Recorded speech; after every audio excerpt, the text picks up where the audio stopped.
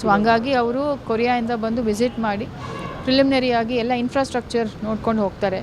Land availability ಇದೆಯಾ, ಅಲ್ಲಿ developments ಇದೆಯಾ, ರೋಡ್ಸು, ಡ್ರೈನ್ಸು, ಲೈಟ್ಸು ಮತ್ತು ಕನೆಕ್ಟಿವಿಟಿ ಹೇಗಿದೆ, ಬೇರೆ ಬೇರೆ ಇನ್ಫ್ರಾಸ್ಟ್ರಕ್ಚರ್ಸ್ ಏನಿದೆ ತುಮಕೂರು ನಗರದಲ್ಲಿ ಅಂತ ಕೂಡ ನಾವು ತೋರಿಸಿದ್ದೀವಿ. ಅವರು ಮುಖ್ಯವಾಗಿ ಕೇಳುವುದು land, water and energy. So water ಈಗಾಗಲೇ ನಮ್ಮದು ಟರ್ಷರಿ ಟ್ರೀಟ್ಮೆಂಟ್ ಪ್ಲ್ಯಾಂಟ್ ಇರೋದ್ರಿಂದ 30 MLD ಎವ್ರಿ ಡೇ ಜನ್ರೇಷನ್ ಆಗ್ತಾಯಿದೆ, ಅದನ್ನು ಸಹ ತೋರಿಸಿದ್ದೀವಿ.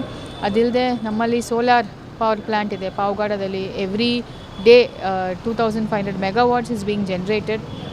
ಸೊ ಪವರ್ ಸರ್ಪ್ಲಸ್ಸು ಇದೆ ಅನ್ನುವ ವಿಚಾರವನ್ನು ಅವರಿಗೆ ಹೇಳಿದ್ದೀವಿ. ಇವತ್ತು ಒಂದು ಪ್ರೆಸೆಂಟೇಷನ್ ಕೂಡ DC ಆಫೀಸಲ್ಲಿ ಅವರಿಗೆ ಮಾಡಿದ್ವಿ. ತುಮಕೂರು ಏನಿದೆ, what are the human resources, what are the infrastructure, ನಮ್ಮಲ್ಲಿ ರೋಡ್ವೇಸ್, ನ್ಯಾಷನಲ್ ಹೈವೇಸ್, NH48, 206 ಎಷ್ಟು ಈ ಹೊಸದಾಗಿ ಹಾಕಿದ್ದೀವಿ, ರೈಲ್ವೇಸು, ವಸಂತ ನರಸಾಪುರ ಇಂಡಸ್ಟ್ರಿಯಲ್ ಏರಿಯಾ ಒಳಗಡೆ ಗೂಡ್ಸ್ ಟ್ರೈನ್ ಕೂಡ ಬರ್ತಾ ಇದೆ.